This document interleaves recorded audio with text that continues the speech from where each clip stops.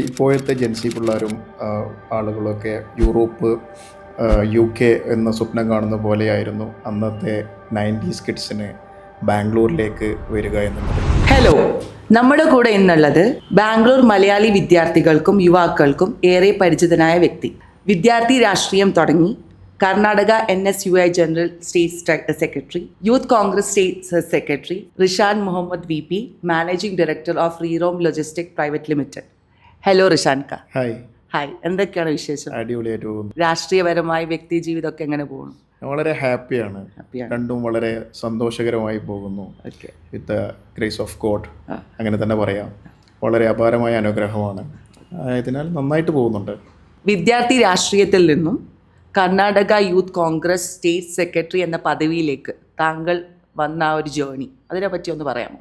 തീർച്ചയായിട്ടും വളരെയധികം സന്തോഷകരമായിട്ട് തന്നെ ആ ജേണി പറയാൻ എപ്പോഴും താല്പര്യപ്പെടുന്ന ഒരാളാണ് ഞാൻ 2007 +2 വിദ്യാർത്ഥി പഠനം കഴിഞ്ഞതിന് ശേഷം ഇന്ന് ഇപ്പോഴത്തെ ജെൻസി പിള്ളേരും ആളുകളൊക്കെ യൂറോപ്പ്, UK എന്ന സ്വപ്നം കാണുന്ന പോലെയായിരുന്നു അന്നത്തെ 90s കിഡ്സിന് ബാംഗ്ലൂരിലേക്ക് വരിക എന്നുള്ളത്. വലിയ സ്വപ്നമായിരുന്നു എല്ലാവർക്കും ബാംഗ്ലൂരിൽ ഉന്നത പഠനത്തിന് വരിക എന്നുള്ളത്. അങ്ങനെ 2007 +2 പഠനം കഴിഞ്ഞ് 2008 ബാംഗ്ലൂരിൽ എൻജിനീയറിംഗ് പഠനത്തിന് വന്ന ആളായിരുന്നു ഞാൻ. തുടക്കത്തിലെന്ന പോലെ തന്നെ ഞാൻ നാട്ടിൽ വളരെയധികം സാമൂഹ്യ പ്രവർത്തന മേഖലയിലും രാഷ്ട്രീയ പ്രവർത്തന മേഖലയിലും നന്നായി പ്രവർത്തിച്ചു വന്ന ആളായിരുന്നു. അങ്ങനെ ഒരു നാട്ടിൽ നിന്ന് മറ്റൊരു നാട്ടിലേക്ക് ഒരുപാട് സ്വപ്നം കണ്ട് ബാംഗ്ലൂരിലേക്ക് വന്ന ഞാൻ ഇവിടെ ഒരു ഒറ്റപ്പെടുന്ന ഒരു ഫീലിംഗ് എനിക്കുണ്ടായി. കാരണം നിങ്ങൾക്ക് എല്ലാവർക്കും അറിയാം, ബാംഗ്ലൂർ താമസിക്കുന്ന എല്ലാവർക്കും അറിയാം, ഇവിടെ നമ്മൾ അത്തരത്തിലുള്ള രാഷ്ട്രീയ പ്രവർത്തനമോ ആക്ടിവിറ്റികളോ നമുക്ക് തുടക്കത്തിൽ ഇല്ലായിരുന്നു. അതെന്നെ ഒരുപാട് വിഷമിപ്പിച്ചു. അതേപോലെ തന്നെ ഹോം സിക്ക് ഫീൽ എനിക്ക് ഭയങ്കര കൂടുതലായിരുന്നു.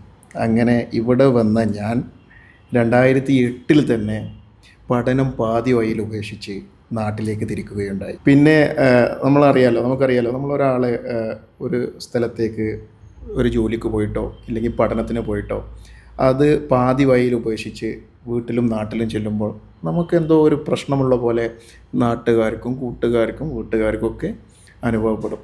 അതങ്ങനെ വരുന്നുണ്ടോ എന്നെനിക്കൊരു സംശയം തോന്നിയപ്പോൾ ഞാൻ വീണ്ടും ബാംഗ്ലൂരിലേക്ക് തിരിച്ചു വന്നു. ഈ ബാംഗ്ലൂരിലേക്ക് തിരിച്ചു വന്നപ്പോൾ പിന്നീട് ഇവിടുത്തെ മലയാളി വിദ്യാർത്ഥികളും അതേപോലെ തന്നെ പുറം നാട്ടിൽ നിന്ന് വരുന്ന വിദ്യാർത്ഥികളും ഒരുപാട് കാര്യങ്ങളിൽ പ്രയാസങ്ങൾ അനുഭവിക്കുന്നുണ്ട് എന്ന് മനസ്സിലാക്കിയപ്പോൾ ആദ്യമായി ഞാനും എൻ്റെ ഫ്രണ്ട്സും ഒക്കെ കൂടി ബാംഗ്ലൂർ മലയാളി സ്റ്റുഡൻസ് അസോസിയേഷൻ എന്ന് പറയുന്ന ബാംഗ്ലൂർ മലയാളി സ്റ്റുഡൻസ് അസോസിയേഷൻ രൂപീകരിച്ചു. അത് സൗത്ത് ഇന്ത്യയിൽ തന്നെ ആദ്യത്തെ ഒരു അൺരജിസ്റ്റേർഡ് വിദ്യാർത്ഥി സംഘടനയായിരുന്നു.